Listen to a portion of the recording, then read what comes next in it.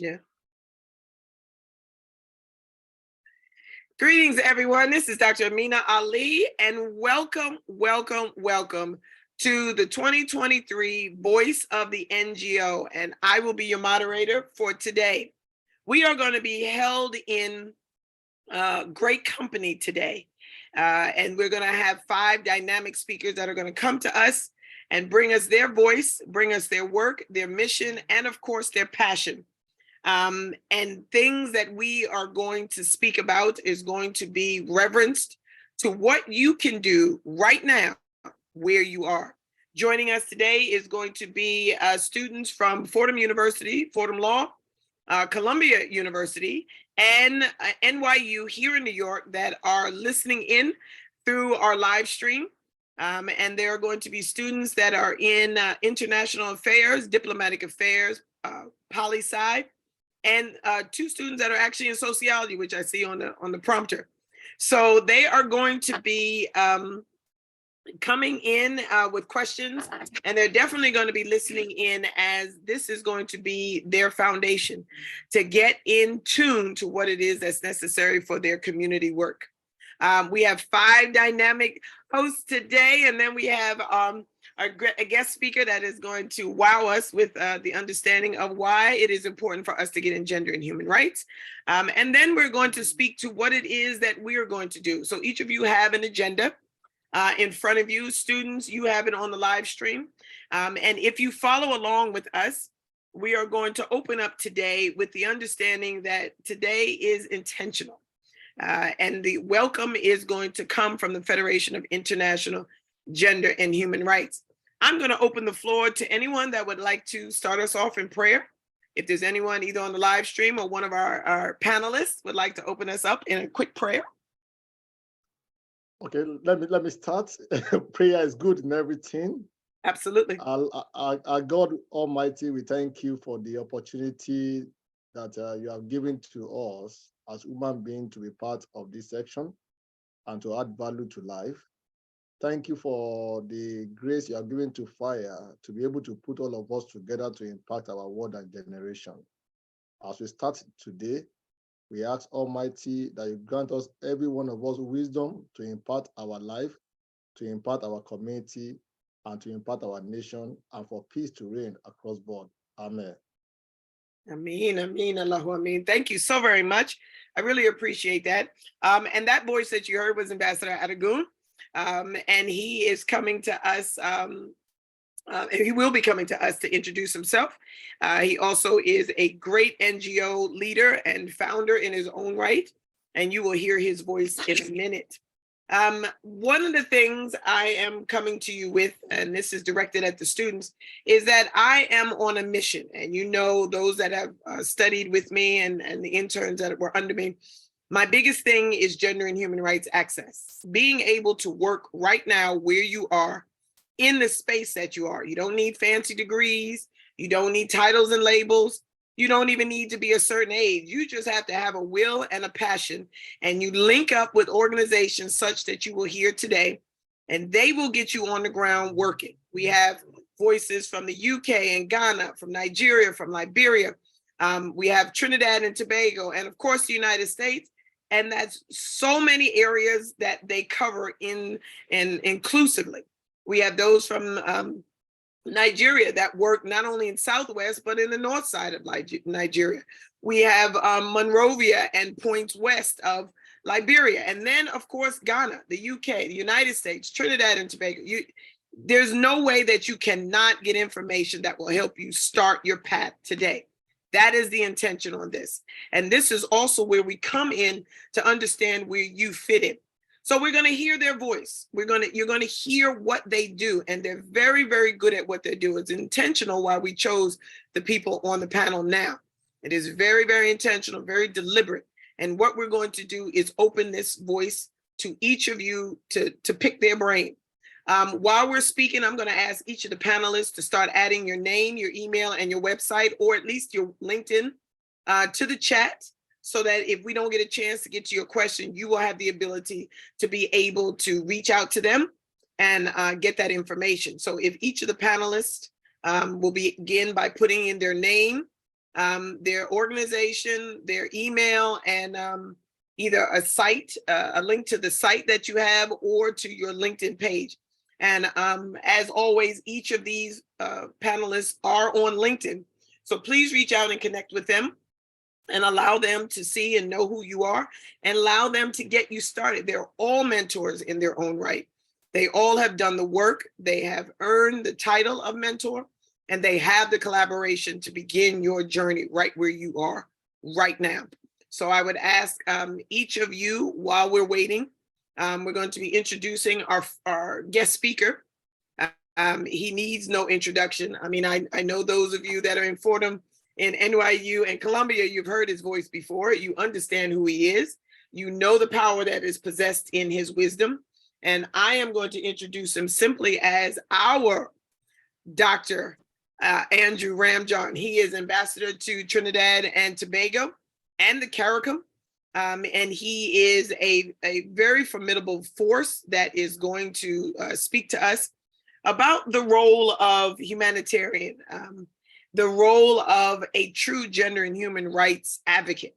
And what are some of the things that we are going to be facing, or what you're going to be facing, before we get into our panelists. So without further ado, I would like to introduce to you His Excellency Ambassador Dr. Andrew Ramjohn. If you can, please unmute your mic, give us a little bit about who you are, and tell us in a few minutes about what it is that gender and human rights really is all about.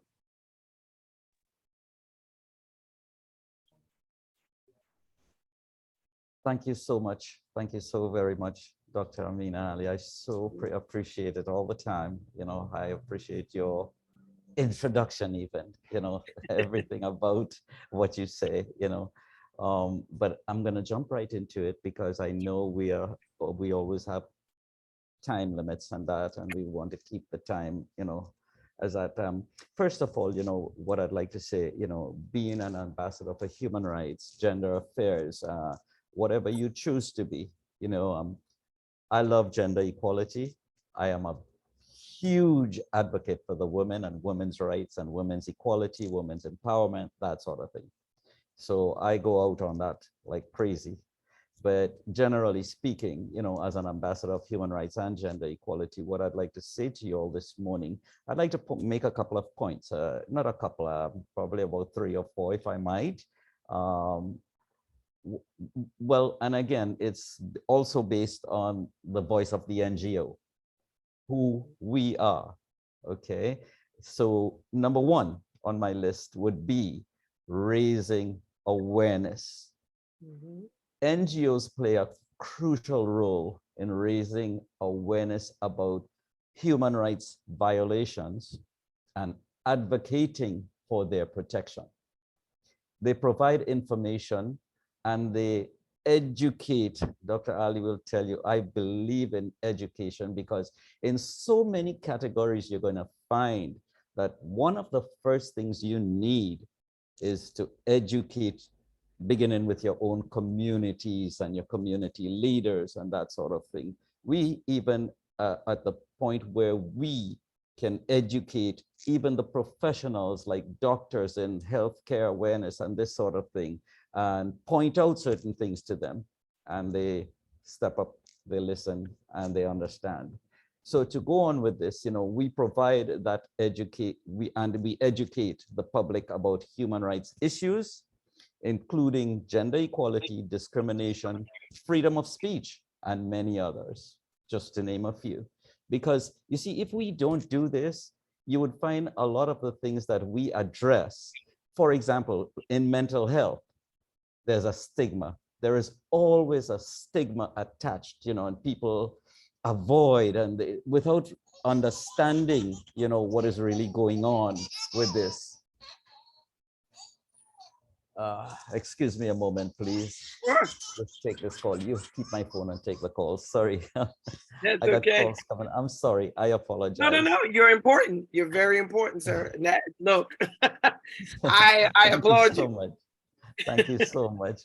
And that's why I usually put it on mute, but I'm expecting actually some important calls where work is supposed to be done in the home. So Okay. anyway, I apologize. I apologize. So where was I? Yes, we educate the educators, if you will, and the professionals, members of government. We step in there. One thing I tell you, because even I myself, fear no one, fear no Mm, one in speaking to anyone, because what you represent, and as long as you represent the truth that is out there, there is right. nothing to fear. All right. So yes, let me go on to my second point, which is advocacy. Advocacy has a lot, it plays right into what an NGO is and what an NGO does. We advocate, all right?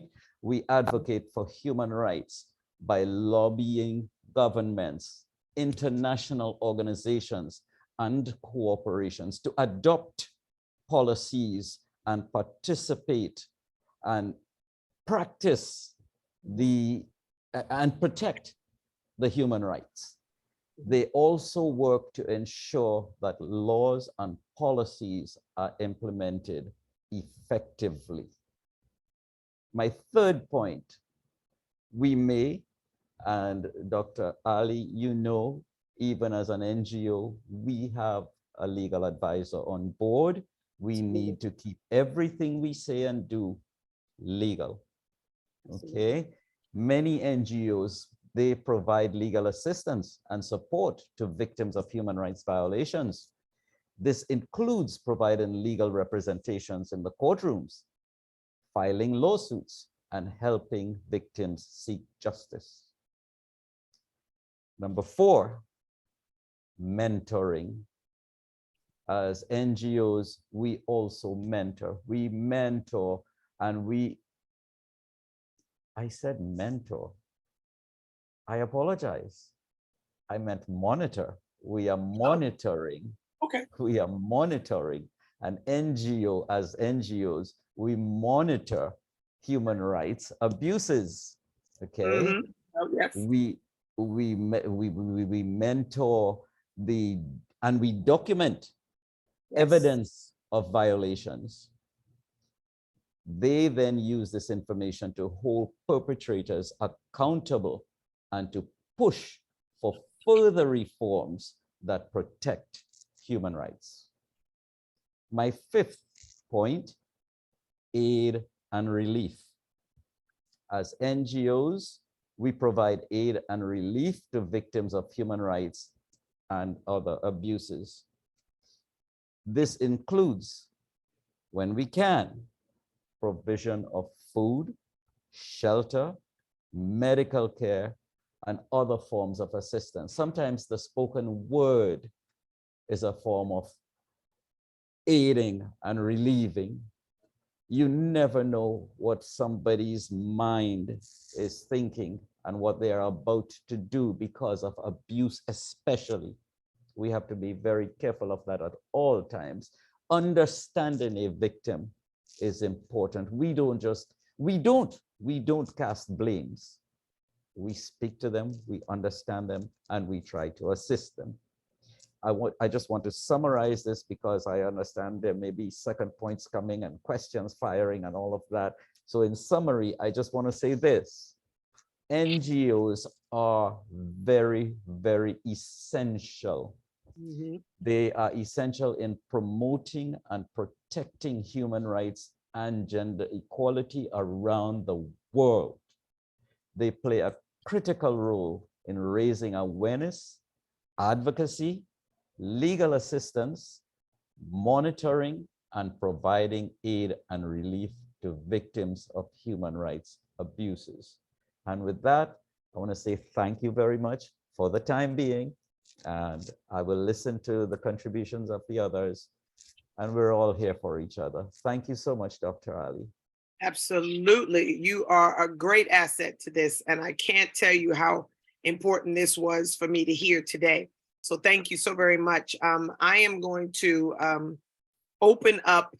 There's questions there. I just wanted to let everyone know, if you see in the chat, if there's anything that you want to answer, please, any of the panelists are welcome to answer any of the questions.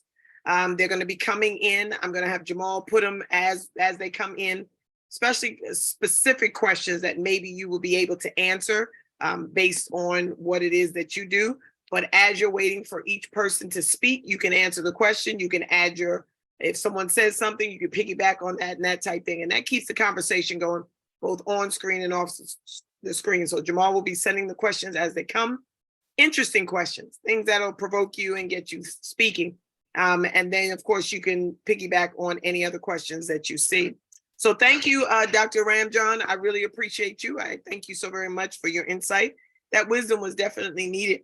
Mentoring and monitoring is synonymous in what we do in gender and human rights, because if we mentor the problem, if we monitor the problem, we have to mentor a solution. So I think it was all inclusive, and I think you rounded that out really, really well. So thank you again for your insight. So purpose of the platform, again, is to get you guys talking and speaking, get the students understanding what it is that they need to do to get their NGOs going. So without further ado, we're going to get into our first question. First question is a general one for each of them, and the speakers are going to be going in an order. It is a direct order. They have the order in front of them. So we're going to be starting off with Dr. Asma'u Benzies Leo, but each of the speakers are going to be answering them in turn. So the first question is, tell us a bit about yourself, your organization, and who you serve. You have about 3 minutes on each person. I'm sorry, Dr. Andrew. Yes, I was just going to answer a question from Fordham University. Oh yeah, put it in the chat. In the chat. Okay, so just reply. All right, yes. Will do. Thank you. Yes, thank you so much. Dr. Asma'u, give us a little bit about yourself. Tell us who you are, what you do, how you do it, and what gets you up in the morning, please. Thank you so very much, Dr. Amina. There she is. It's my pleasure to be here. I'm sorry for joining late. I think I got confused with the timing, but all the same, thank you, and it's my pleasure. I want to always appreciate our founder, Dr. Amina, the board of directors of and other ambassadors of the FIRE, that's Federation of International Gender and Human Rights, for counting me worthy to be part of the panelists today. And so for me, my name is Asma'u Leo. I am a humanitarian, a grassroots humanitarian. That was how I started as a young woman. And today I can say that our organization is well known across the globe. But it didn't just start where it is today. It started somewhere. We have a story. Like you asked, what do I do every day? When I wake up every day, what I do is to think about humanity and our common heritage. What do we have in common? Whether you are Black, you are white, you are Hispanic, you are Asian, whoever you are, what is that common denominator that joins us together as human beings? And I know that we have common breath. We all breathe the same air.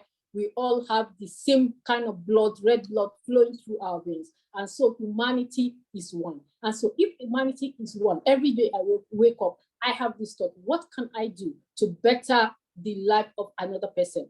I started this work as an NGO person right when I was so young.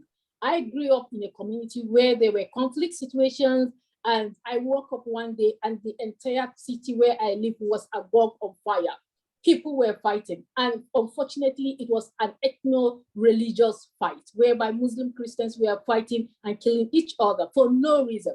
Then I thought, okay, if Nigeria being one indivisible nation, how can we just wake up one day and be fighting each other? There must be a way out of this. As a young woman, I saw young children losing their parents, a lot of orphans, a lot of women, and at the end of the day, they became widows and many female-headed households without any support from family or even the government. So I thought, what can I do? I met some few friends of mine and other elderly people. We started fundraising to see how we could support these people. And this was how we started an NGO called the Center for Nonviolence and Gender Advocacy in Nigeria.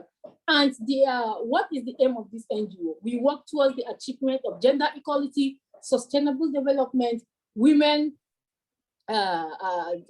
sustainable development, women's rights, economic empowerment, and also the participation of women in governance. So basically, that's what we do. Like our name entails, it's basically an advocacy organization, even though we do service delivery, but our strength is more of advocacy with government partners, advocating with policymakers, advocating with community-based structures like the traditional rulers, the religious leaders. We meet women groups, youth groups. We advocate for peaceful coexistence. We advocate for the empowerment of women, and we advocate for also the protection of the rights of women and girls. So basically, that's what I do for a living. Just recently, I haven't told Dr. Amina, but for the past 2 weeks, I was in the field in Maiduguri. And I have some videos to share. Maybe later on LinkedIn, I will share them. I had to go to the root of Boko Haram, where those communities, where it was really those that were affected by the Boko Haram insurgency. I went for a fact-finding mission. We met with the women. We had a focus group discussion. You need to hear the stories of what these women had gone through, because we are thinking of coming up with a project of sustainable livelihood whereby women will be given starter packs, women will be empowered economically to help themselves, because the emergency phase of the conflict has ended. Now we are in a resilience phase of these people going back to their community to settle that. So we feel we have to work with other development partners, the UN system, other organizations, European Union, the government of Nigeria, to see how we can put up this report as this assessment that was carried out, to see how we can support these women as they build back better. So in summary, that's what I do. This work has earned me a lot of recognition, both nationally and internationally, and I'm grateful. I'm so honored about all these awards. It's not the award that matters, but seeing the smiles on the faces of these young people when you go out to advocate, when you meet with these displaced communities, people affected by this conflict, what you see, what they tell you, especially when it comes to the aspect of psychosocial support that we give them, it's amazing. And so this is just my joy to see that I'm giving back to the society, to see that I'm contributing to making a better Nigeria, not just for my generation, but for the generation yet unborn. So I beg to pause here as I take maybe some few questions later. Thank you so much. You're most welcome. And I thank you so much for that, Dr. Benzies Leo. There is a huge, huge need for you here domestically in the United States to be able to start policy and legislation, because we don't get that advantageousness that you are there. You're in it every day and you see it every day. See, here in the United States, we just hear about it and we offer help. So for you to be able to have something like this to monitor and mentor to in the United States would be amazing, because then it would allow us to understand where we're going with this and then how to better help domestically here. And I think we're going to get a little bit about that from Dr. London, because she is bi-coastal and she comes across the pond also. But next we're going to hear from Ambassador Adegun Timoteo, which of course is from Nigeria as well. He is going to be speaking about his organization. So Ambassador, please tell us a little bit about yourself, your organization, and who you serve. Thank you so much, Dr. Amina, for this great privilege. I take it as a very rare opportunity to be on this international platform to share my journey to what made me to be who I am today. Fast forward back to it, some 19 years ago, I was born into a family of a trader, a woman struggling to send children to school. I was forced to go into early career where I started working at the age of 17 to be able to support myself to access education. And after I come back from school, I have to help my mom to hawk commodities, local commodities like banana, orange, every other thing, you know, because the surviving was very difficult at the grassroots, at the rural community. And during the course of supporting my mom, I was identified by a polytechnic student that, why are you not in school? Why are you working for your mom? And she single-handedly that year, precisely in 2000, sponsored me to the university, bought a form for me to get into the university. Not my parents, a stranger. And 20 years ago, I've decided that once I become successful in life, the the pressure I went through as a child, assessing education and becoming who I am today, I will not allow any child to go through it. Now, my organization is Wheels of Hope Rising Foundation, and our focus is majorly giving hope to the hopeless and underprivileged, including people with disability. Now, what do we do? Our cardinal is just 4. We focus on education because I didn't have access to education until somebody support me. We don't have, in my community when I was growing up, I've seen a 4-year-old child died because of less than 200 pence, because the mom cannot be able to afford 200 pence to do blood transfusion. I was the one that did the blood percentage of the boy 19 years ago. And when I took the blood sample, I screened it and I discovered, and I told the doctor, this boy, 4 years old, require blood transfusion. And the doctor asked me to go and call the mom. I called the mom. The mom went for 4 good hours, but to go and look for less than 200 pence. By the time the woman came back, the boy is dead. Now, as I'm talking today, if the boy has not been dead, the boy could have been a university graduate by now, supporting the family. This grief in my heart, this burning passion in my heart, keep burning me until I tell myself that I will put a joint forum of doctors and nurses together that can be able to provide free healthcare support to people in the rural community. I'm a man full of pain. The organization that we are running is based on a pain, on a vacuum in the society. A lot of NGOs are running based on theoretical values. But Wheels of Hope Rising Foundation is based on the pain that happened to me 20 years ago. And since then, we have been providing medical support to rural community in the last 10 years. Apart from that, my mom suffered so much because she does not have the full support to grow her business. There is no business my mom has not done, but yet there was no support. When I grew up, I formed a unity, a system that provides seed fund and mentorship to women to support their business and for them to be able to succeed. All these 3 things that we are doing is based on my life experience. And in the last 10 years, we have been able to send over 80,000 children to school without any external support. In the last 10 years, 20% of my income has been going into this NGO to support it. Because I believe to every child that accesses education is a potential solution to his community development and breakthrough.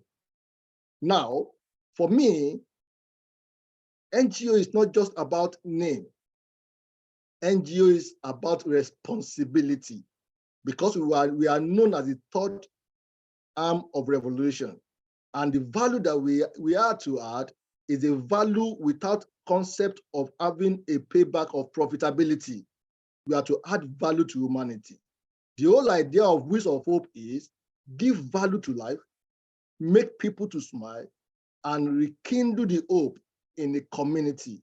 An hungry community, an hungry family resort to conflict. But the family that has access to good facility, they tends to enjoy more blessing. In the last 10 years, we have been able to support over 105 women to start their business. We have been able to do 38 medical outreaches in Nigeria. We have done 30 in Nigeria. We have done 2 in Ghana. We have done 1 in Togo, and we have done 2 in Ivory Coast. This is driven by the passion to save life. And this is what our call is: adding value to humanity, saving life, and inspiring others with our story. Everybody can add value. It's not until you have an NGO, it's about passion, about sacrifice, and about commitment. If we can all see these three cardinals today as need for us to change the narrative in our society, I do my bit, Amina do his bit, London do our bit, Andrew do our bit. This world will be better. No greed, but impacting one life at a time. Together, like I always tell people, together we can do more. NGO is not about profit, it's about a legacy of adding value to others, being the reason for others to achieve their dream, being the reason. If the lady has not sent me to school some 20 years ago, I will never be on this platform today to talk to anybody. We all have a role to play to change the world. I leave it for now, and I will allow other people to talk. Thank you so much, Amina, for giving me this great opportunity. I'm very, very grateful. Ambassador Adegun, we are appeasingly grateful for you, just because you're opening the doors to this. And I know that there's some questions in the chat that are going to be for you because you've hit on a couple of topics. So I want you to go through if you can. I know Dr. London and Aliyu has been typing away, and I can't even keep up. Jerome is taking over now. But answer some of the questions. Dr. Ramjohn has chimed in a few. But you have touched on quite a bit of what the questions that as they were coming in, you were talking about it. So please, please, please add your insight to that. Thank you so very much for that. And thank you again for opening up this opportunity for us to hear your voice. We'll be back with question number 2. Next on the list, of course, is Dr. Lisette London. She is, I'm sorry, I thought we lost the live stream. She is representing Ghana, UK, and the United States. So we're going to have a wealth of her information coming. So Dr. London, can you please give us a little bit about who you are, what your organization does, and who you serve, please? Perfect. Hello, everyone. I'm so excited to be here. Every time Dr. Amina says, hey, can you do this? I always say yes. There is never a no. I jump in because I truly respect her, admire her, and I'm honored to be alongside with her. So thank you for this opportunity. So a little bit about myself. My name is Lisette London, and I have a nonprofit and a for-profit. So in 3 minutes, I'm gonna bring this in, right? The reason why I started my for-profit is because I was a case manager, bilingual. My primary language is Spanish. I'm originally from Panama, Central America. And living in the US, I work really providing trafficking services, right? I dealt with the most severe trafficking cases and domestic violence cases here in the US.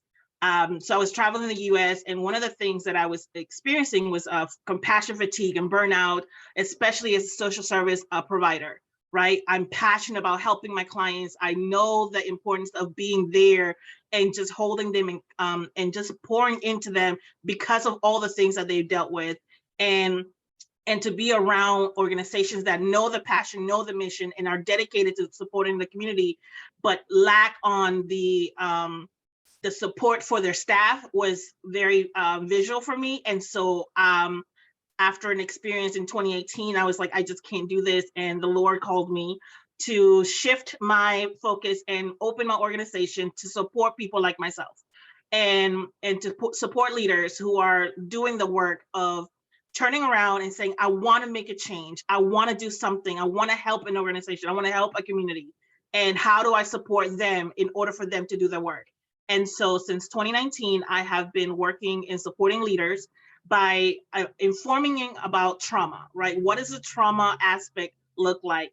And how is it important for them to understand that as they navigate the clients that they serve, the staff that they have, in themselves when they show up to situations that oftentimes can trigger us to either have a flashback to what we experienced in our past, or something that can paralyze us because we don't know how to function when such a traumatic experience is going on, right?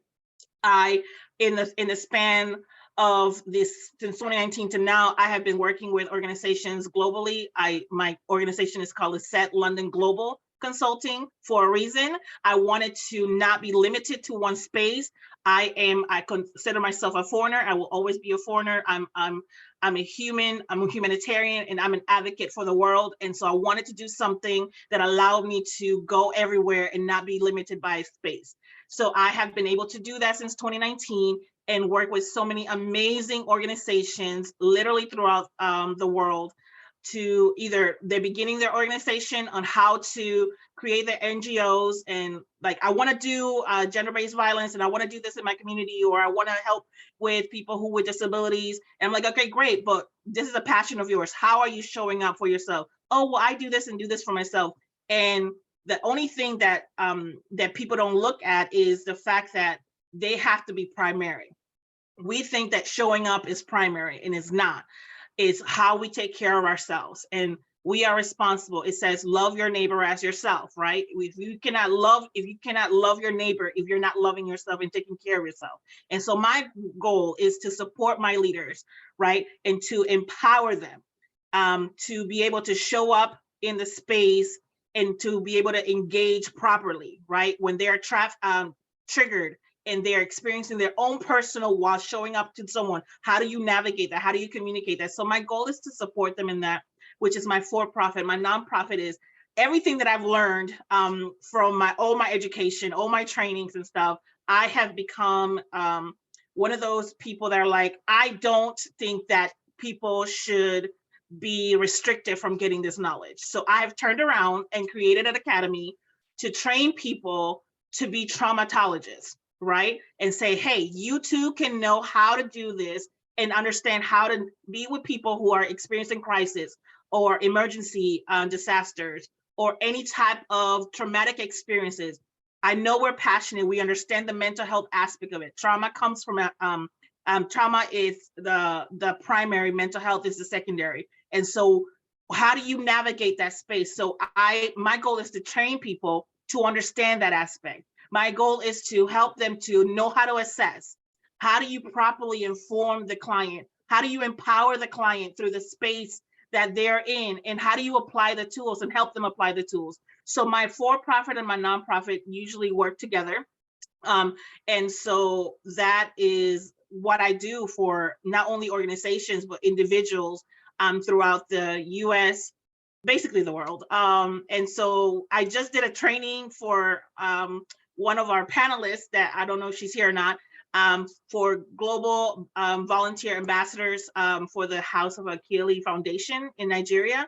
And they are now starting to begin operating and creating their own NGOs. And so I was able to come in and train them to really understand how do you engage when a trauma is impacting you or the community? How do you help people to regulate? How do you help people to understand what's going on from a structural sense, from an internal and external process? So that's my organization. I'm excited to be here and talk to you more about what I do in my space. You are amazing. Thank you so very much. Thank you, thank you, thank you, thank you, thank you. I have questions coming in, and I guess Jerome is typing them as we speak. Some of you, I am trying to reply with the answers, so bear with me. But these questions are amazing, and thank you so very much for those that are answering. Aliyu, you are really firing it up, and thank you, Dr. Ramjan.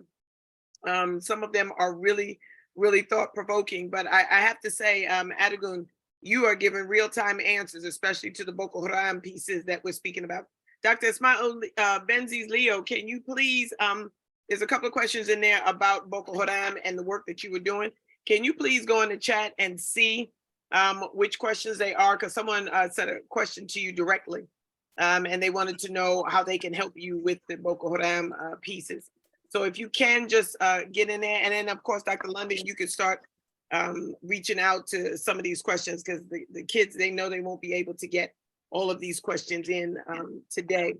All right, so the next speaker, of course, is going to be Honorable Aliyu Musa Sheriff. He is from Liberia. They're about to have their election soon, their presidential election. So this is going to be very, very interesting for him to be able to get in and speak about what it is that he is going to be doing. And I think it's going to also enlighten us quite a bit as to what it is that that is happening in Liberia. As you know, Liberia was created and funded for those slaves that were brought over to come back and be nationalized again. You know, regardless of where you came from, you can go to Liberia, and even now be able to set your roots. If you don't know where you're from or your parentage is from, Liberia opens their doors. So this is going to be a great giving. Give me a little bit about yourself, Aliu. Tell us about your organization, about who you are, and what wakes you up in the morning. Good afternoon, good evening, good morning to everyone across the globe. I'm so excited that Amina Ali and the Federation of International Gender and Human Rights for giving me the great opportunity, as young as I am, to be among honorable speakers like this. I'm so a bit nervous, but I want to say thank you so much, Dr. Amina Ali. I'm Aliu Musa Sharif. Born and raised in Vanjama, part of Lofa in Liberia. I am a victim of social gender-based violence. Also, my mom. I grew up with bullying. I never knew how to speak. A lot of people bullied me. And so I spent most of my time with my mom. So she used to understand me and relate most of the things people say, or maybe most of the things I say to other people. And so I spend most of my time with her, and I'm like a girl in action. So because I do most of the work women do. So in our country, like particularly in rural places, places that are being religiously and traditionally brought up, from myself in one of the places. So in those places, you are entitled to do certain work. As a man, you're not allowed to do washing, sweeping, cooking. And so me coming as a young guy who would spend most of the time with his mom, I did most of this work. And so I came out as a guy with nature, but a girl in a work doing. So I'm a gender and human rights, climate justice, and youth advocate. I started these advocacies when I myself experienced this thing, and looking at my mom who was forced in marriage because of the religious belief, because our parents in the Islamic perspective believe that when they are giving you at a time, you don't know what is going to happen, but they see ahead. That's what they believe at the time. So mom's part of that was married, though yes, she committed herself because she believed that what her parents told her was true, and she's going to meet up with eternal life. So we all suffer from that. So looking at this, I started to stand up to speak up for people like my mom and myself and all the people who have experienced sexual and gender-based violence because the community in the country at large. And coming up as a young person, working with several international, local, and national organizations, seeing the work being carried out, we came to a school where girls were stopped from participating in social activities. So we tended to have this held up, and we work with these girls that were stopped from achieving their goals. And up till now, we still work with these girls, and we've continually worked with these girls and mentor them, coach them. I have been mentor as well as we can. Most of these girls have graduated from high school. Some of them intended to be footballers, some of them intended to be musicians, but they were stopped because of the society they come from. Because the people don't want them to be, the role is being divided by gender.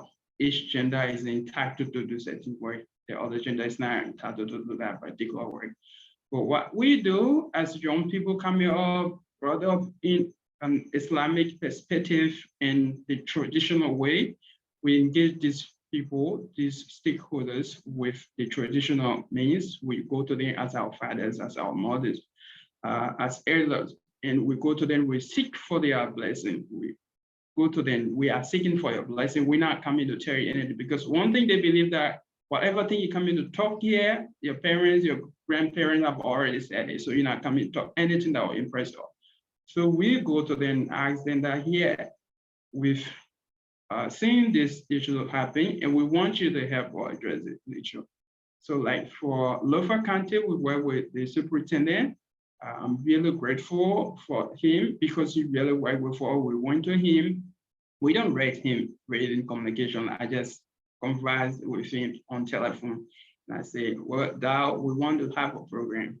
He said, well, my son, I've seen you as a light to the young people. And so most of the time we have the program, we just have it informed ahead of time, and he's part of it. So the people that see the work we do in the community, they also join us in the fight. They accept the work we do. And so we work with local, national, international institutions as we continue to work. GIS is an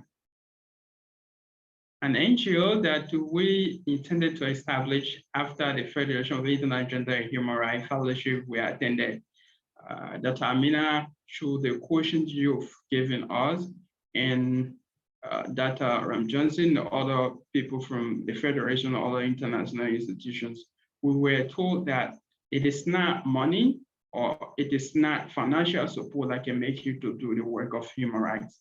It is the passion that makes you to do the human rights work. So we take these words and then to move with it. We use our little earnings we have. Instead of us maybe looking for fancy things like clothes or other big phones our friends are yearning for, we put that into training young people in the community that our colleagues tomorrow they can say, yes, we have to do something different. Because we've gotten this opportunity to learn from people that we've never going to get. So we want to use the opportunity to give back to the society, treat other young people that are coming out that at least tomorrow our work can go farther than where we are not expecting. So I want to tell you, thank you so much, Dr. Amina Ali, for giving this opportunity. I'm grateful in the human rights work I do. Thank you so much. Yes, thank you. Thank you. And please, I wanted to say this when you started, but please don't say because you're so young. This is when we want to start it. This is when we want you to be 20 and 30 and 40 years in and still be young enough to still serve. So we don't want you to wait until you're old like me. All right, I think that's definitely. Thank you so much. You're most welcome. Yes, Ambassador Ramjohn. If I may add also to Aliu, I want you to know, we all heard you, we all understood you. The way you speak is not a problem, brother. What you represent with your heart, and you go for it because you write very well also. I have observed that. Yes. You go for it, brother. Yes, thank please. you so much. Thank you, I appreciate it. And that's why I say, don't say you're young, because you have wisdom deeper than you give yourself credit for. And this is the voice we want to hear. So others, and you see the questions that are coming in, you see the questions in the chat. These are just the ones we can drag in there. Other ones are asking personal questions and we're just directing them to your site. They're asking about your foundation work and all of that. So we're just directing them to your site, but your LinkedIn site.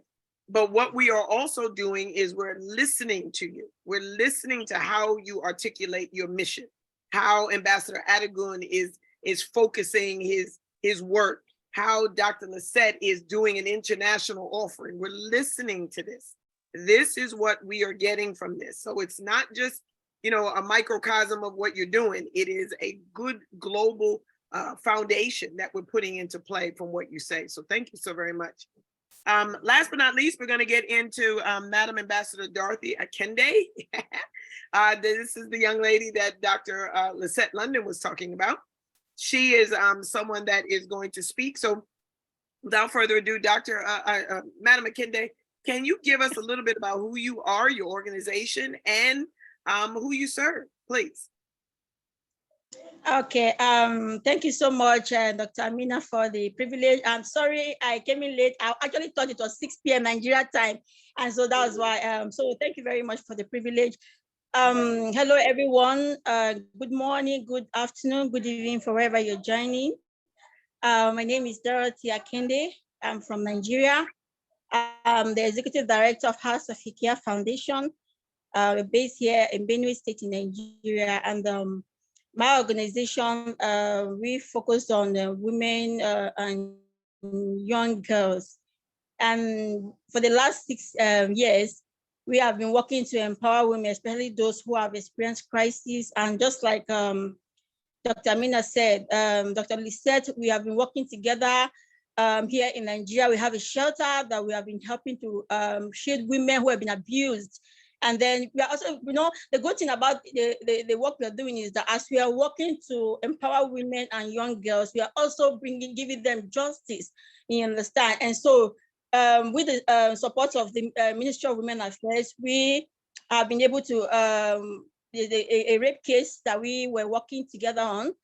We are excited to share that this guy is someone that people are afraid in the community, but with the support of the Ministry of Women Affairs, he has been taken to court. He was remanded in prison.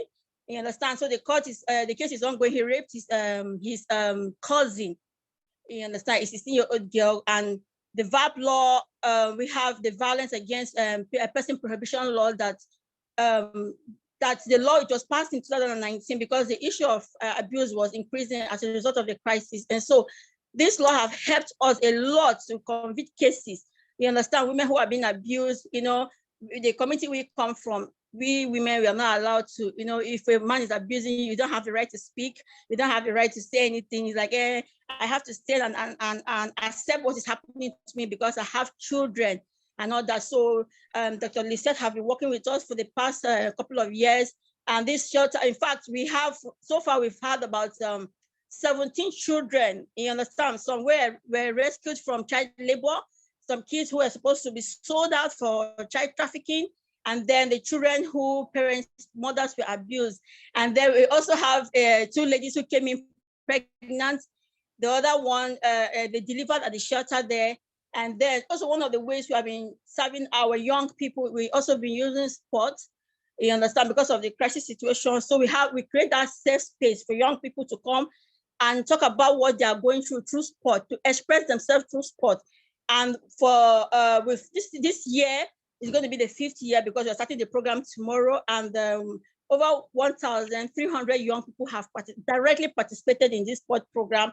And let me say, knowledge has been shared to over 10,000 young people because some of them said the sport program has helped them to, like one of the people who participated, he said in his community, people looked down on him, but when he participated in the sport, he did well.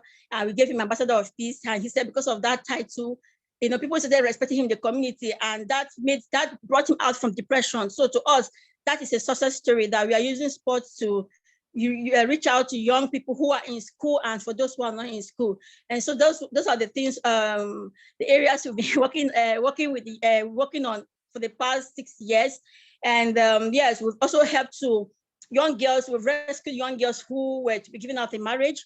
We've helped them, put them in school. We've registered, and they did very well. You understand? One of them said that she wants to be a surgeon. And then the other one said she wants to be a soldier. I said, in Nigeria, you want to be a soldier in Nigeria? I was trying to discourage her because we know what happened, you understand? But she said, I just want to serve, you understand? And so we have find a way to push them so that they can achieve whatever they want to achieve. And yes, those basically that is what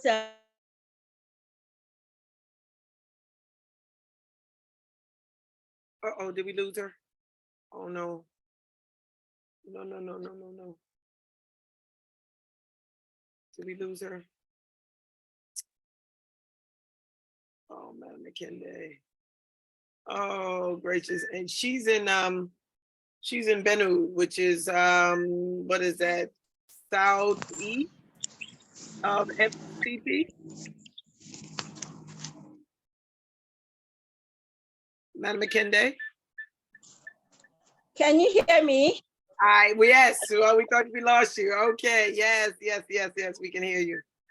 I was explaining that you were in Benue, which is southeast, I think, of FCT. Middle belt.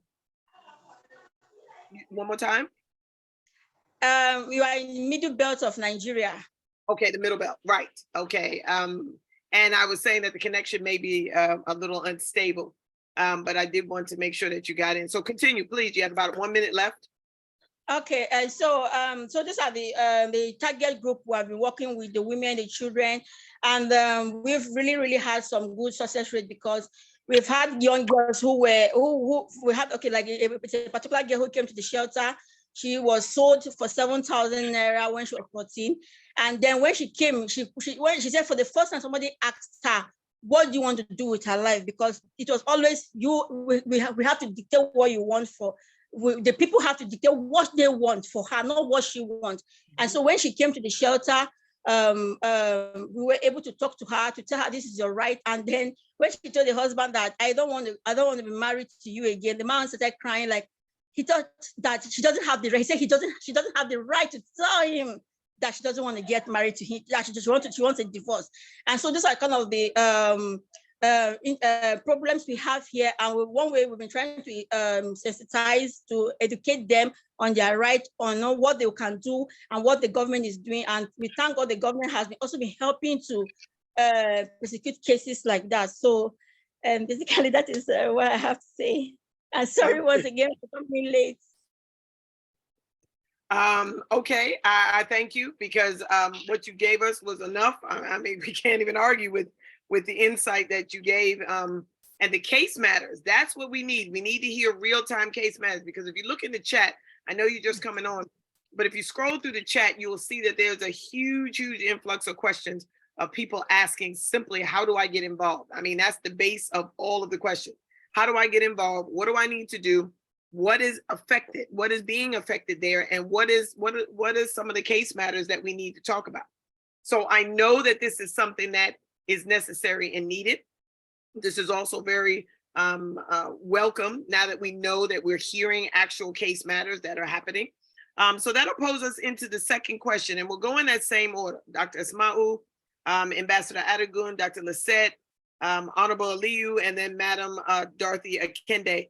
When we answer question 2, speaking on the demographics you serve, what impact has your organization had on the people you serve? So give ample data and programs, and speak about specific numbers. I think the kids, because they're in school, they like numbers. And I think, Madam Akinde, you gave us the numbers of 10,000 students and that type thing, and they're really vibing on that. So if you can, starting with Dr. Ismail, can you please give us some data, some insights as to the demographics you serve and the type of work and what it's reaching? Because the kids are really trying to see like who is making the greatest impact and what they can get involved in, please.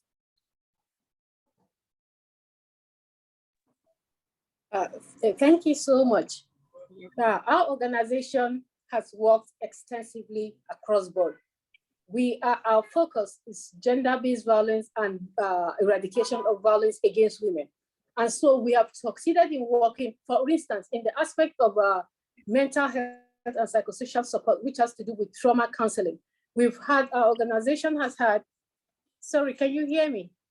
Yeah, I'm sorry, my camera went off and Jerome was asking me, okay. I can't see it, sorry. Okay, so I think our organization has trained over 150 social workers, which we call the community volunteers. And they are all across the 3 base states of Yobe, Borno, and Adamawa state in the conflict-affected communities. And some of these social workers are also aligned to these community structures, which deals with what we call the community peace advocates. Because we have an existing community peace advocates, they are like the peace ambassadors of these communities.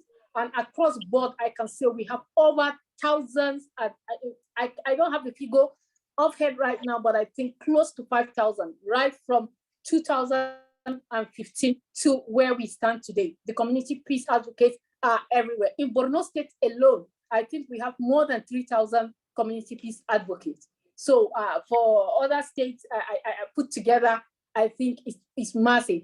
It's massive right now. And then beside that, we also have formed what we call the VSLA, Women Economic Empowerment Group, which is the Village Savings and Loan Association, whereby women affected by conflict come together. And when they get money, no matter how little, they contribute the money like in a pool saving kind of banking, local banking. And these women before now, they never had anything like bank accounts. So because they do get cash transfers, not from my organization directly, but because they do get cash transfers from other donors, from other organizations, we work on them, train them on financial literacy, how to save their money. And through this VSLA, they were able to save some money. They're able to get bank accounts. They're able to do businesses. And they have what is called revolving loan. And what they do is that if you have an issue or you have a financial need, you come and apply for these loans and they give to you and you come back and give back to the association with little interest. And so that's how the loan revolves. And they do that not just for the women groups themselves, but also for community members who are in their need of financial empowerment. They give them to start businesses.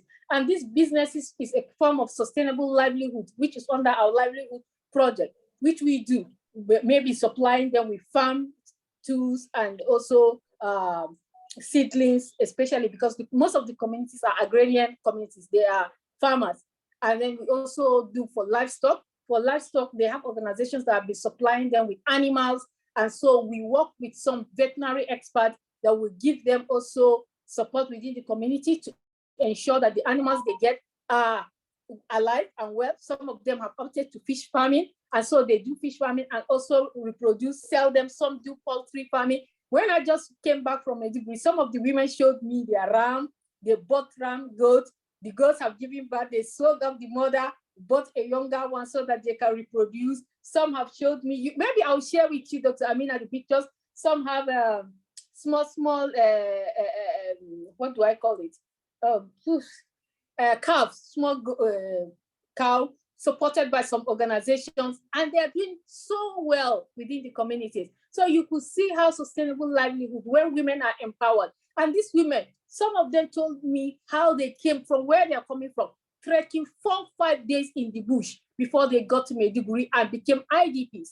And so now they've been resettled to a community which is no longer a camp setting, but a settler community. And within that settler community, now boreholes have been drilled for them by other donor agencies. They now have farmlands. They now have so a lot of things, and they're building back better. So telling you the story of where they're coming from, working with the community peace advocate, working on the psychosocial, because even the psychosocial health workers that help them, they teach them how to make cards, how to make hand fans, how to do certain things with their hands as skills so that the trauma can go away. They teach them how to do all these dancing things, singing and dancing. And you see, that is therapeutic for them. And it's, we see it as nothing, but some people say, some of the women testify that that's one of the major recovery that they have had during this insurgency period. And so, and I also remember somebody could ask a question, where is Boko Haram? I can tell you that the counter-insurgency measure of the Nigerian government and forces have helped a lot. They've been pushed over to the Lake Chad Basin. They hardly come into town like before.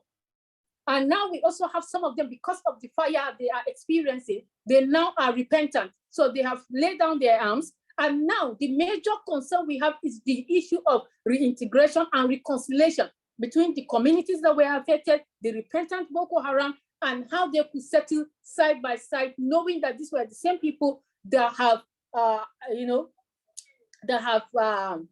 maybe killed their relations or even killed their parents. So the major advice we want to work with the government in terms of policy is the issue of the reintegration, because there is this kind of tension between the communities and the repentant Boko Haram, that if it is not carefully handled, it will re-escalate into a more violent conflict than we had before. So these are some of the things we are working on. And then the issue of so many needs the women have, of course, this issue of education. I have, before I conclude, one key discovery or a success story I learned was a woman. Part of the training program they had was that she never ever went to school before the insurgency, but because part of the project comes with mass literacy, which is mass education, mass literacy, women that have never been to school were taught numericals and also alphabet. Now, at 71 years old, she can write her name for the first time.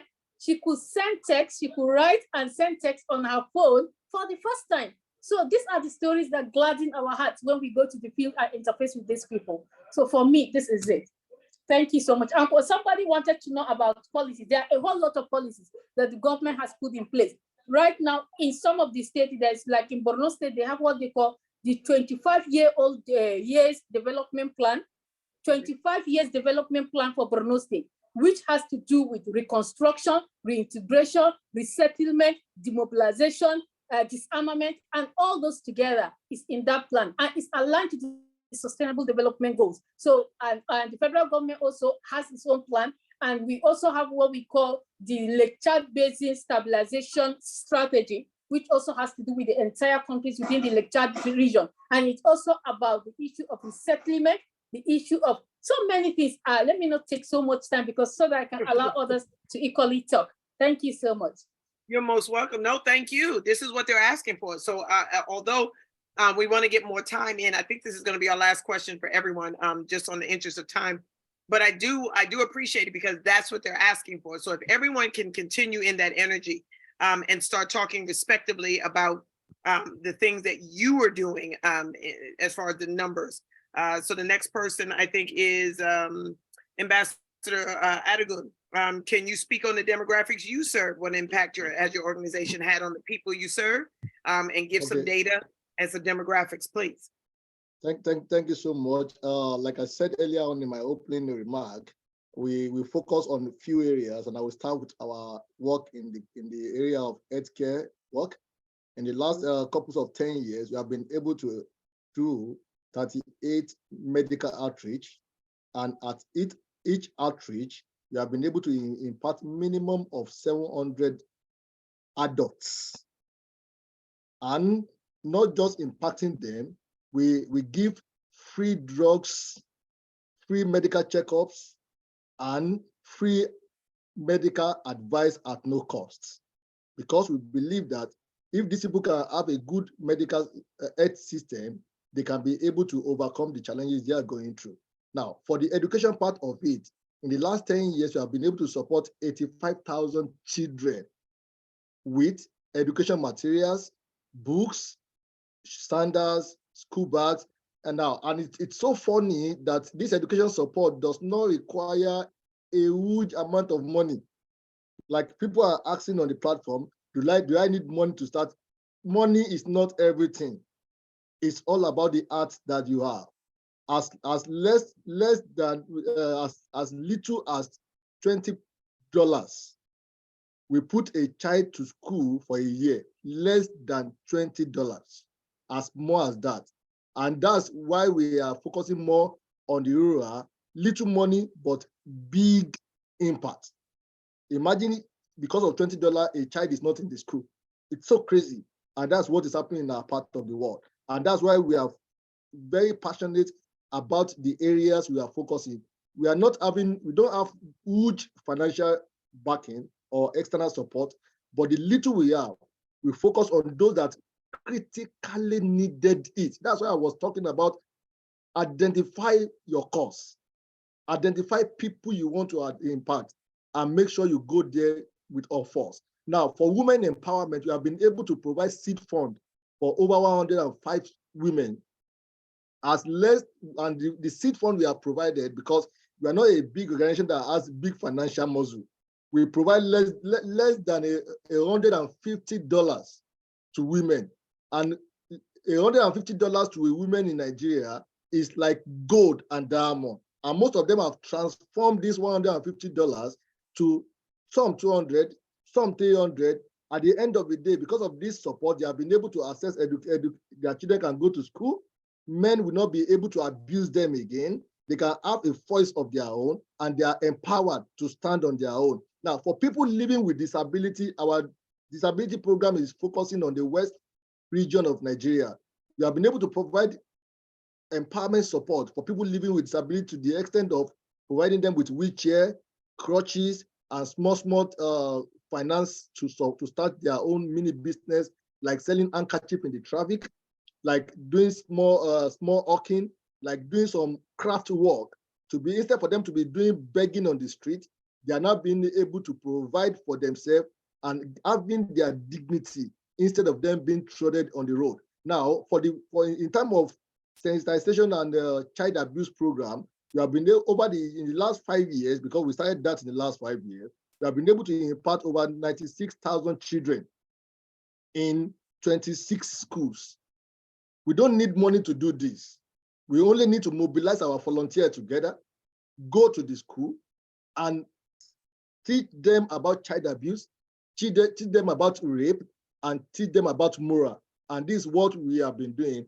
And also, to cap it all, we also do mentorship for NGOs, because we are passion, sacrifice, committed, driven individual. We know what it takes to impact life beyond passion. It requires sacrifice. It requires commitment. And in the last 3 years, we have been able to mentor 15 NGOs across Africa. And this is what we are proud of, because those NGOs that we have been able to mentor, they have been able to come into our organization, learn the way we do things, learn our approach, and they are doing better in their respective community.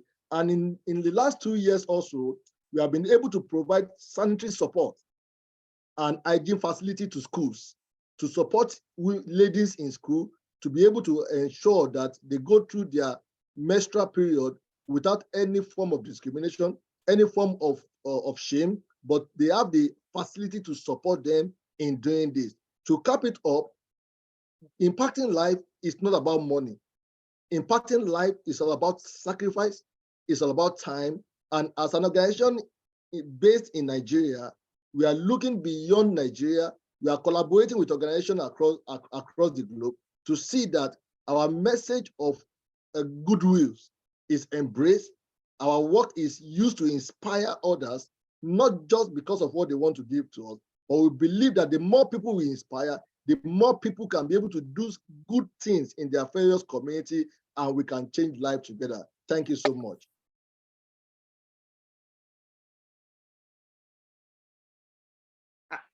Thank you, Ambassador Adegun. I really appreciate that. Sorry, I thought I was off mute. If there is, if any of the students from Fordham, I got to preface this before I comment on Ambassador Adegun. Any of the students from Fordham that asked to speak to Ambassador Adegun, please, please, please reach out to him on the chat, on the live stream. Jerome will bring it in. There's some great questions about starting and being a virtual intern for Wheels of Hope. I remember seeing that go through. Also, Dr. Lisette, I know you're coming up next, but someone asked about starting in Portugal. She said that she's leaving Columbia, graduating and going back. She graduates this year, she's going back to Portugal. She wants to do what you're doing there in Portugal and doesn't know how. So please, please, please connect there. I also want to thank you for the numbers. I know Dr. Dr. London, you're coming up next, but I think what I want to do is really open the platform. When you speak on your numbers, which Dr. London, you're going to start this next. When you're talking about the demographic you serve and the data, give us how that expands. So for example, if you say that you started with 2 schools and now you're at 10, what was the network? What was the precipitating factor that expand the program? Was it because more people were in need? Was it because you identified more people? You know, what were some of the things that helped you to expand? Because some of the questions that are being asked are, how do I help in other areas? Do we just bring the program there, or is it one of those things where it just expands to those areas? So please touch on that if you can. Yes, thank you. This is a great point to kind of lead into my section here. My work is very focused.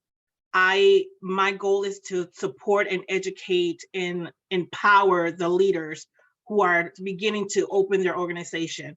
From 2019 to now, I have had the pleasure of working with individuals. I would say I did the numbers because I knew that you asked me for data. I think it was like 1,300 individuals. And these 1,300 individuals either began their own NGOs, organizations, or have collaborated with other organizations and connected and partnered up together. And so I'm honored to be in that space to provide the tools to these individuals. But with that work that they're doing, they have now gone all over, and it's like the ripple effect. So my goal is to create that ripple, and to empower that individual so that they can continue with the ripple effect. So how do you, to answer your question, is if you are looking to impact the community or the specific area that you're wanting to deal with, either gender-based violence, disability, homelessness, or whatever area, you have to begin in one part, right? You have to first identify the area that you're wanting to be. I had working with people, they're like, I want to be out there and I want to help. And I'm like, that's great. But then if you're out there pouring into multiple cups, then you have nothing in your jar. So what is it that you want to pour your energy in? And once we finalize that and really focus on that, then you collaborate. So you assess the situation. What are the gaps? What are the concerns that you're wanting to deal with, right? And then once you do that, then you create an informing a package, is writing your proposal. This is the areas that I want to do. This is the people that I want to understand and support. And then you empower yourself, like, I can do this, right? Like Mr. Ali, you say, when he was saying, oh no, I'm too young. I'm like, no, you're not too young, right? You are doing the work because you have been empowered to do what you have been called to do. You have saw the need, you saw the gap, and you're saying, I'm going to be the one to lead that. And so you empower yourself to that. And then you apply everything that you learn, and then you go out there and collaborate with people, right? Madam Akende mentioned that her and I have been working for many years, and we have opened a shelter in Nigeria, and is to help with abuse women, but traffic women throughout Africa who then are laying in Nigeria, right? And we have been blessed to just do this amazing work together. My goal is to open another one in Ghana. So that's what I'm working on right now.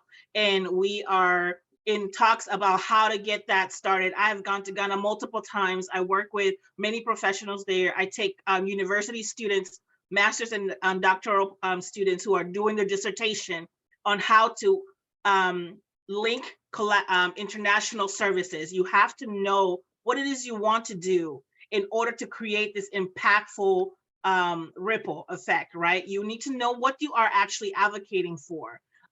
We have to get out of the mindset of, I'm going out there to fix everything, right? Because sometimes it really is not you fixing anything. Sometimes it's just you being present, right? You being able to tell someone, I'm hearing what you're going through and I understand. And so the work that I have been doing for the question in the individual with Portugal is, you can create this. You have to first know what area you need to go into. This sounds great. It took years for this. I started with one idea and it has shifted and morphed into something because I had to adapt to the policies and the laws and the international restrictions that have been put in place, right? But even with that, I was still collaborating with organizations that were targeting the populations that I wanted to serve.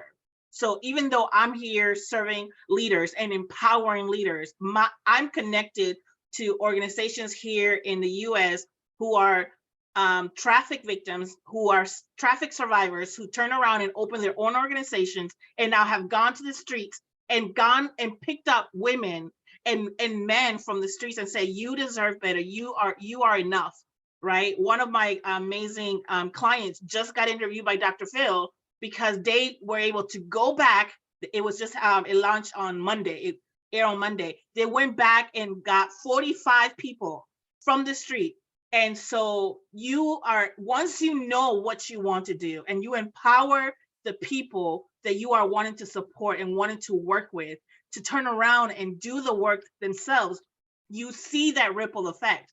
We started out with just communicating and empowering that individual, and they turn around and went back to the place that they were beaten in, that they were destroyed in, that they felt like they had no voice, and they went in with a voice and got out women who were struggling like themselves. So you have to know what it is you want to do first. Create the aspect, assess what areas that you want to deal with.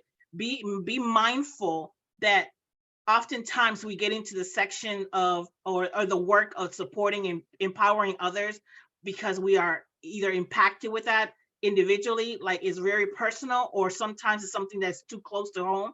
And so you have to make sure that you are grounded in that space before you go in and say, I'm going to serve this area. Because sometimes what happens if you are dealing with that first client and it shifts you to a point that you now become paralyzed and you don't do the work that you wanted to do, right? So my goal is to empower you so that that doesn't happen. And so I will definitely work with you if you can reach out to me on the LinkedIn. I put my information on there, and I can empower and support you to how to navigate the works within the country that you're wanting to do, who to collaborate with, and how do you write the language, right? You need to have the right language on how you do the documentation and your vision and mission, so that people can then gravitate towards you, that you can then connect with people and make it an impact, because that's what we're here for, right? To change the world that we live in and to empower others to know that they matter and that they're seen. That's right. That's right. That's right. That last part, that they're seen. That's why it's called the voice of the NGO, because that is where the greatest power is to be seen and to know that your voice matters. You're building the table as you accommodate the solutions to it. So thank you so very much. It's very, very important. In the interest of time, Aliyu, please answer question number 2. Speaking on the demographics you serve, what impact has your organization had on the people you serve in Liberia? Give us a little bit of data and demographics of your program, please. All right. So thank you again, Dr. Aminali, for the opportunity. We actually serve in rural parts of Liberia. We serve across the country, but we focus on rural communities. And most of our focus are based on children, youth, people living with disability, elderly people, and most interestingly, people that suffer from sexual and gender-based violence. So in our services, we've reached out to over 1,000 plus beneficiaries from 20 communities and 20 plus girls and young women that have been empowered through the services we provide in mentorship. We've gone to 500 plus girls and young women that have been trained and mentored with SRHR, which is sexual reproductive health rights, and also leadership with 50 plus youth trained and mentored in advocacy and community engagement services. We've gone 50 plus local authority engaged, because in our services in rural places, we observe that we can't do anything without getting these local authority, especially the leaders, traditional religious leaders involved in the work we do. So we go to them, like I said, from the initial stage, we go to them, every direction we're taking, we go to them, we ask them to help our inner process. And so we've gotten some of these people involved in the work we do. We've gotten 20 plus schools engaged. We've gotten 50 plus local authority, like I said, 300 plus students reached. We've gotten 200 plus traditional and religious leadership. And most interestingly, what happened, some of our sexual and gender-based violence, especially for what we started the advocacy on from St. Joseph Catholic Mission High School, I'm just pleased to announce that the captain of that particular poison that was denied had just been admitted to one of the colleges in the US. So that's one of the key things we work with these victims. We make sure that they get the required. And a lot of people have been asking, how do you do this? Do you have fundings? We are not even registered. We don't receive fundings. And so people that receive funding, they're just working, then confused. And most often when we're having our program, and I mentioned Federation for International Gender and Human Rights, international institutions, a lot of people would be like, are they giving money? Because these are international institutions that work with United Nations and we are sure money in it. So a lot of people believe that the work we do, the Federation and other institutions give us money. And I say to them that yes, they give us money, but it's not cash. We got something they call value of money, things that they give to us, the knowledge and impact into us, it worth more than millions of dollars. And so we have to transform that knowledge into what we call knowledge passing over to the younger generation. So that's what we do. And so I think a lot of young people have been inspired, like I said. The superintendent in the county, we mostly work Lofa County. As I speak to you right now, the elections coming, we're going to be having some dialogue where we have stakeholders, young people to come and have the aspirant petition with what they want after the election, because we observe that young people are the power to getting these people in. They are the force behind getting these people in power. But then after the election, they push young people away. So this thing causing the young people to go in the street, jobless, young people dropping out of school because they say, you're not good. By the time they're seeking for the post, everyone is important, especially the young people. They are the ones that really these people engage. So this time we want to have a roundtable discussion with stakeholders that young people can go and preach what they want for these people to come after the election, so they can commit themselves to distinct young people going to prison to them. So comes the 14th of next month, we'll be having a dialogue, and I hope to have you, Dr. Miller, and the Federation of International Gender and Human Rights speak to these people from that era. And also we need your support, whatever support you can give to us, because the work we do is absolutely voluntary. So we use our own cash to engage these young people. The little earning we do in our commitment, in our volunteerism, we use this money, we use this fund to go as far as millions of miles. We cover distance, whether in the rain or where politicians do not even go to places where you go. The roads are cut with mud. We have to cross through these things and go to young people, because we believe that the knowledge we've gained today is not going to stay with when we die with it. We got to pass it over to other young people. This is a great opportunity for me to have the kind of knowledge, and I can keep it to myself. I saw my dad, he didn't keep anything to himself, he passed it over to other people, and I'm going to do the same thing like I've started, and I want to continue and see other young people. So almost all of the people we started working with, their parents been calling us, people from the community, and each community we enter, they was like, oh, you have to come back, you have to come back. They don't even know whether we use our own resources to go to these places, but at least this thing take out the stress we've had doing the engagement, all of the money we spend. If we can have this feedback, at least it's something that really, we feel that the work we're doing, we feel the impact of this work. So I just want to say thank you so much to Dr. Amina, the Federation of International Gender and Human Rights. I'm really great to have you as a queen mother, and I'm blessed. I'm really passionate doing this human rights work. I'll continue to do it until I die. Thank you so much, Dr. Amina. Thank you, Honorable Aliyu. I really appreciate you. There's questions on here. Somebody asked, and I'm just going to read the question because it was so impressive to me. I was cutting and pasting. Now, you know, I'm cutting and pasting in the background here, so I'm trying to get and then Jerome is typing in the replies because he knows where they're coming from. But there was a question to Aliyu, and it was a response. It says, Dr. Amina, is awesome to bring you to us. And there are 10, I think it's of us in this group that are looking to follow you. So and to begin our work as well. Please leave your number so we can call you, please. So now you got 10.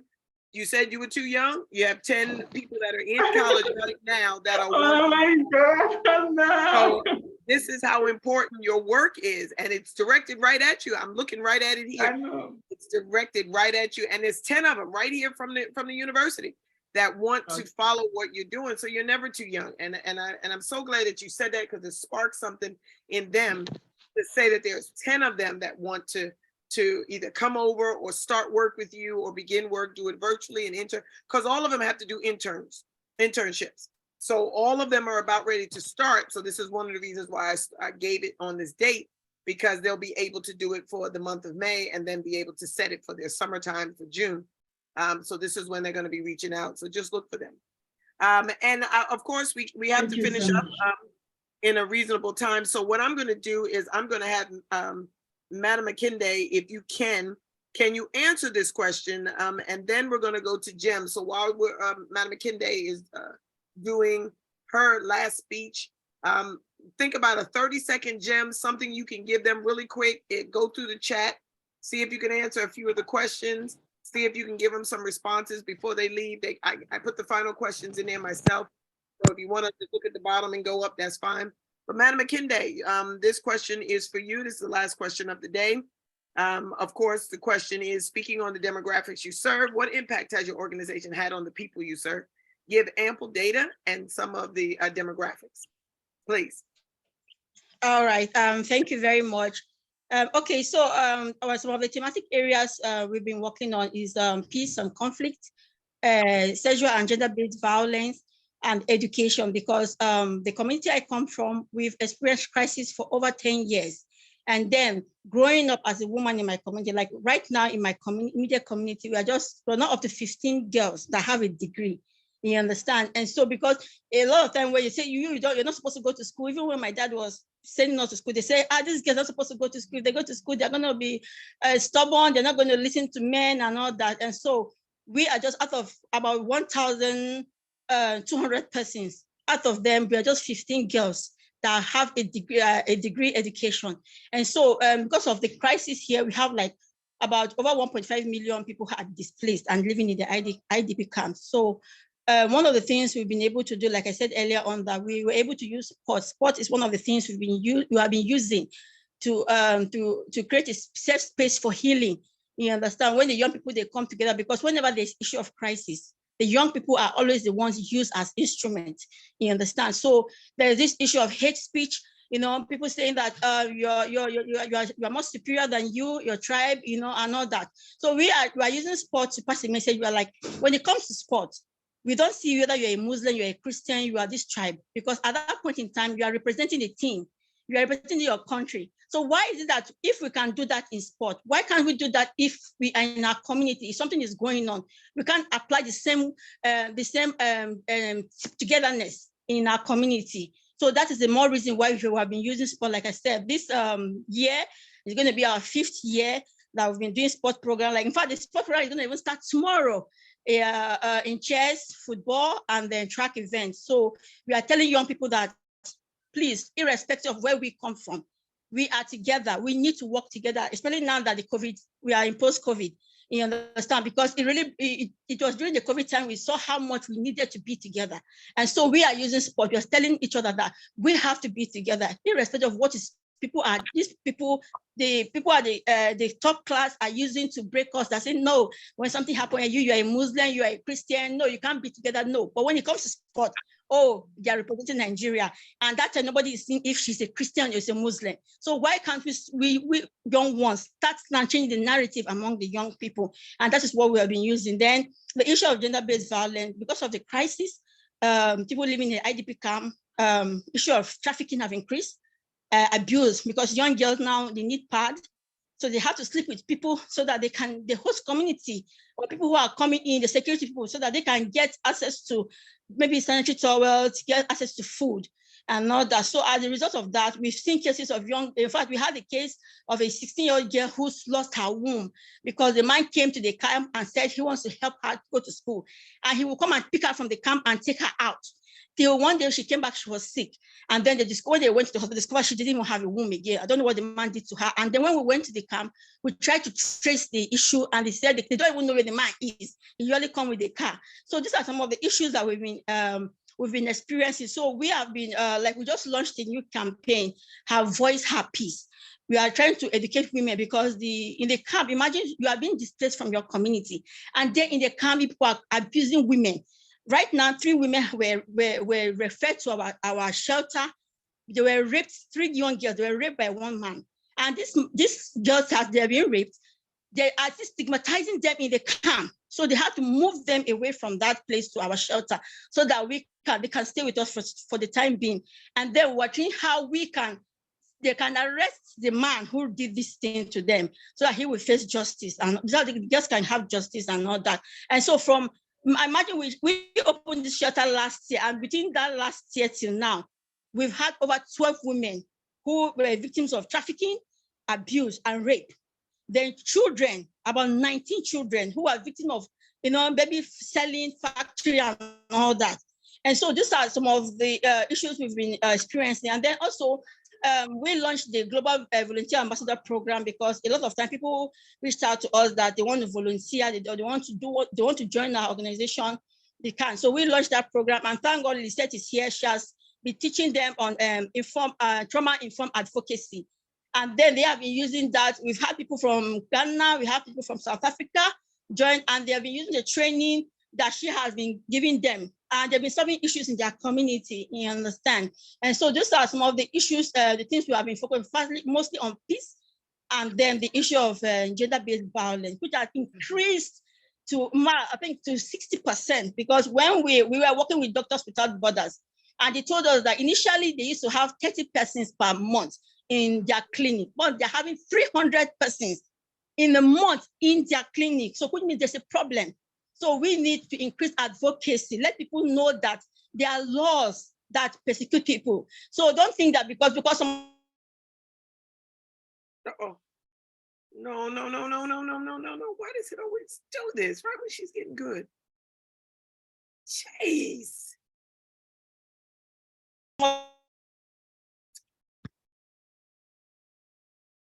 Jerome, can you, is there a way you can bring her? She's still there. Hello? Yes. Okay, good. Phew. Okay, I'm sorry about the network. So, so those are the, some of the issues we've had. So, between that, between 2017, we were able to reach out to 1,300, I think 250 or 300 young people who have participated in our sport program. You understand? Then they have shared this knowledge to over 10,000 of their friends. Now, this tomorrow program, now we have a lot of them looking forward. They say, we want to come and see what you're doing, because they enjoy the sport and they have brought them together. You understand? Then the issue of the women and then the young girls, we have been helping to resume back to school, because we have the issue of female genital mutilation is something that we've experienced here. And then the good thing is that we work with the state governor's wife to pass a bill, the widowhood bill, because here in our community, if your husband died, the husband brother will have to marry you. He has to marry you, or you have to pay your bride price for you to be free. Or sometimes if your husband dies, for you to show you didn't kill your husband, they will wash his body and give you the water to drink. You understand? So those are some of, last year we worked with the state first lady, we drafted a bill that's passed the first reading, and we are hoping that bill will pass, that will allow this women, that this issue of malpractices, this violence against these women will stop. You understand? So we really, I don't know what to say, it's really overwhelming, but those are some of the population we've been able to serve for the last 6 years. Thank you. Thank you, Madam McKinney. You know, you lost me. I'm speechless at this point. Marrying my husband's brother? Huh? No. Wow. What happens if they're not a good person? I mean, are you just like, yeah, I'm glad you're putting law into action on that one, because I can't even imagine, just knowing that that's common law. I can't even imagine just thinking about that. What happens if, like, you don't have a brother, like if you have a sister, like, you know, and then what do you do? And then how do you still pay the price? Do you see, this is why we're working to do, and I guess the closing piece to this is why we're working to eradicate this. This is the gender and human rights pieces that these voices of these NGOs are speaking about. Because there's no way, I mean, I'm just sitting here listening as an African born in America, listening to this, and I can't even imagine trying to sell this to somebody here in New York. They would look at me and be like, you need to take some medicine and go take a nap. Like they wouldn't even begin to understand how this is like law in certain countries. Like, so this is why it's so important. And you should see the feedback from Fordham Law.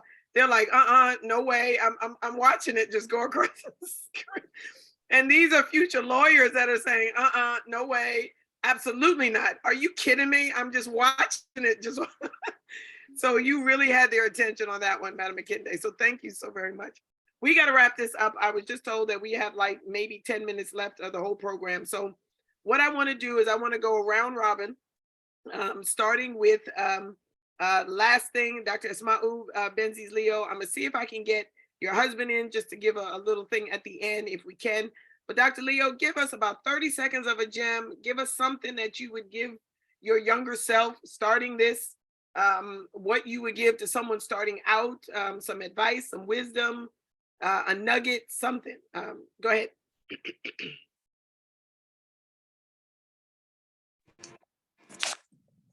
Thank you so much. I think one of the first things I would tell any young person is about discovering purpose.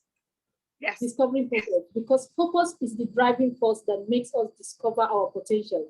So as a young woman, what drove me into humanitarian work was because I discovered purpose and I discovered an issue, a problem around me, and I resolved on how I can solve that problem.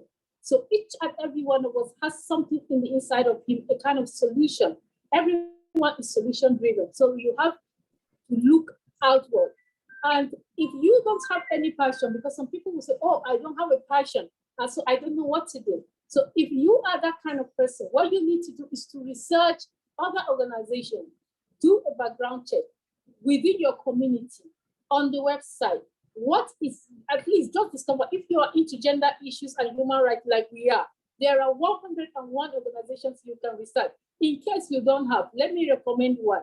The Federation for International Gender and Human Rights is one organization you can research. We have lots and lots of capacity building programs for starters, emerging leaders, for mid-career personnel, and even for leaders. So at every point in time that you need to be empowered with knowledge, you have a go-to point to research, which is the International Gender and Human Rights. And also make it a duty to attend events, meetings. We are now within the virtual space. You can register to attend meetings, whether at the UN, whether you don't need to leave the four walls of your room or your school. You can attend virtually and you can get knowledge. And another key tip is learn to volunteer. When you volunteer to organizations, you can, through that, connect to the vision, connect to the passion of that organization, and that could serve as your driving point, or as your driving, how do I put it? Just a driving force for you to discover your own purpose. And another thing is build capacity. We live in an age whereby it is driven by technology, and you will be lagging behind if you don't build capacity. So learn to build capacity, learn to volunteer, join an advocacy group. There are so many advocacy groups. Young people are into so many things. If it is climate change, that is your passion. A lot of advocacy groups. It's gender issues, you go into that. If it is about human rights issues, if it is about so many education, health, or anything, international relations, just go and then participate. You understand? You just don't have to take the backseat. Participate. Be an active participator, not just a passive volunteer. Be active in what you discover to do, and let the world recognize you. Let the world acknowledge your contribution to humanity. So I leave you with this word. The world is waiting for you, and we will be watching out for what you will do, and we will celebrate you. Thank you so much. Thank you, Dr. Ismail Benzies. Benzies Leo, excuse me. Ambassador Adegun, please give us 30 seconds, go. Okay, thank you so much for the opportunity to be here. My word is view. 1, write your legacy through kindness today. Service to humanity is the greatest investment to make our world better. And you can always, quote me, you can always be the solution to the major society gaps in your community. And this can be scaled up through partnership and collaboration. Passion is good, right?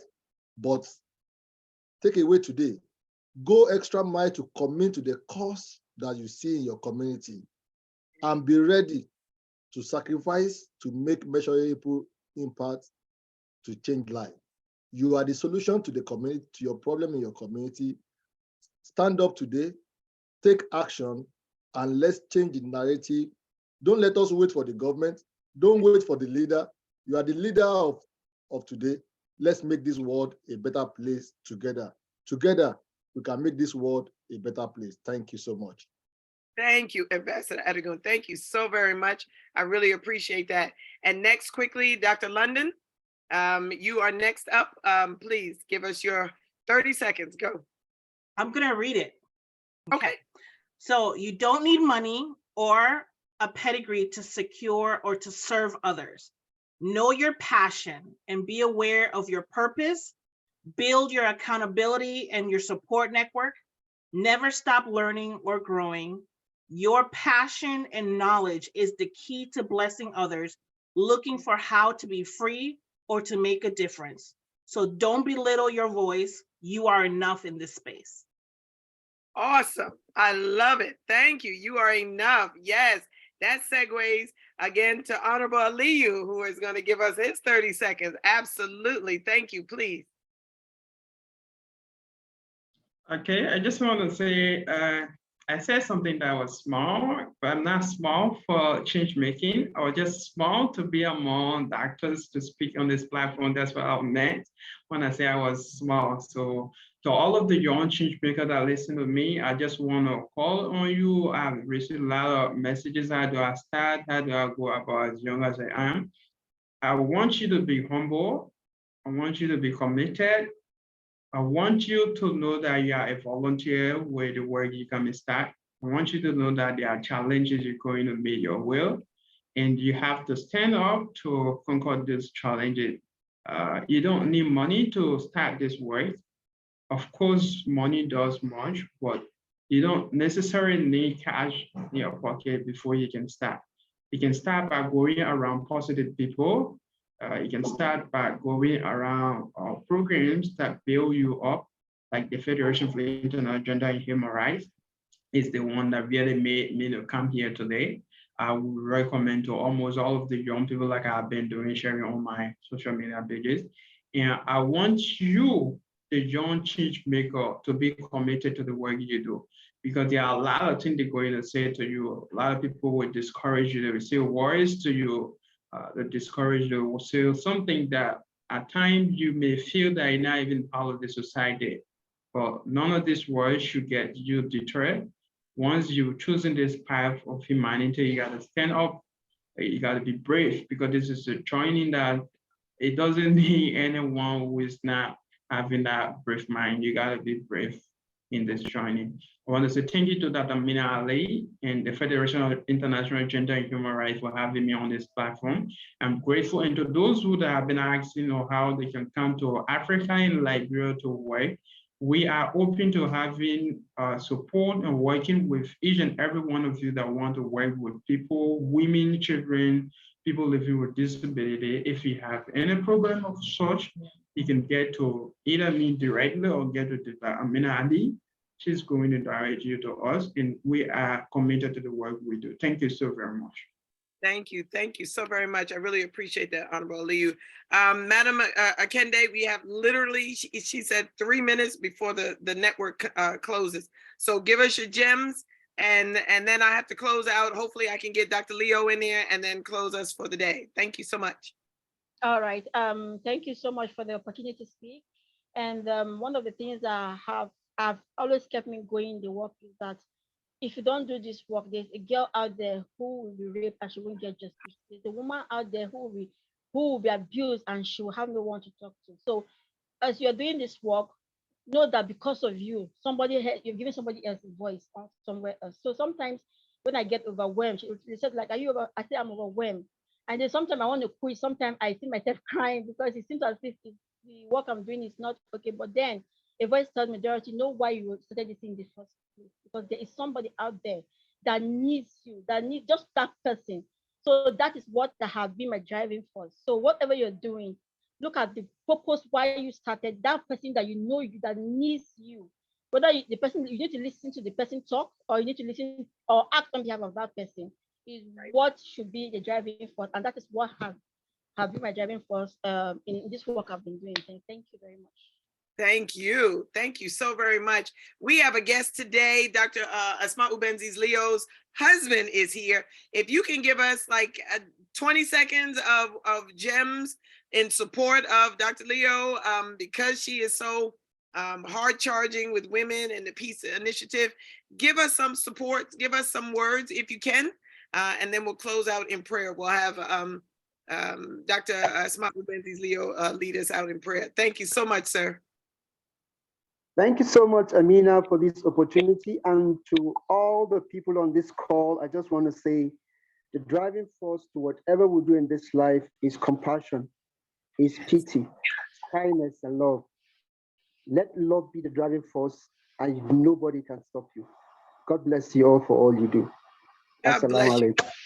Wa alaikum assalam. Thank you so very much. I really appreciate that. And Dr. Ismail Benzies Leo, can you close us out in prayer, please, so we can end without, I don't want the link to end without us closing out, please. Okay, so in Jesus' name we pray. We thank you, Father, for the opportunity you've given us to have this discussion this evening. It's been a worthy cause for us, and I thank you for even the panelists. Thank you for the work they are doing. Thank you for everyone that has participated actively. Thank you for everyone that you have given the grace to affect humanity. We thank you for the convener, Dr. Amina, for her passion, for her drive, for even the ability to keep moving, even when all the odds are against her. She has been an encouragement to us. Whenever we look up to her, we see a woman that is determined to change society, a woman that is determined to bring succor to the helpless. And Father, thank you for her life. Thank you for her ministry. Thank you for the Federation of the International Gender and Human Rights. We pray you continue to take us from glory to glory. And for everyone associated, connected to this vision, we pray that you supply all of our needs. For the people, the beneficiaries that we work with, we pray that you continue to safeguard them, continue to protect them, continue to supply all their needs. Thank you even for using us as an avenue to be a blessing to the world around us. We give you praise and glory, for in Jesus' name we pray. Amen and amen. Ameen, ameen, Allahu ameen. Thank you so very much. I actually see the ambassador to Lebanon here. He joined us today, Ambassador Wissam Dodar. Great, great. Thank you so very much. He is the ambassador to the UN and Lebanon, and he does accompany, of course, Syria and Afghanistan in it. So Ambassador Dodar, thank you so very much for joining us and gracing us with your presence. I know your schedule is busy. Thank you so much for being here. He is one of the representatives of the United Nations that is with us, that is following us and allowing us to have our work continue. So thank you so very much, Ambassador. Thank you to all of you, for the instructors at Fordham, NYU, and Columbia University. Thank you for allowing this time. I am happy to say we had 213 students on today. And this was the greatest event I think we have had thus far with all of the students. We had other classes coming in, sitting in on their classes so that they can see it. And the last tally was 213 students. So thank you, thank you, thank you. You guys really did it today. You have affected change and 200 lives. I can't say thank you enough. And the world thanks you. So look for their connections on LinkedIn. For all of them that have come on, they will be connecting with you. Great work out there. We hopefully will see each other over the summer. I'm trying to get there before the rainy season, so hopefully we'll be able to hug each other really, really soon. Thank you. From the Federation of International Gender and Human Rights to each and every one of you. Thank you again, and thank you so very much for being a part of this event. Good night and be well.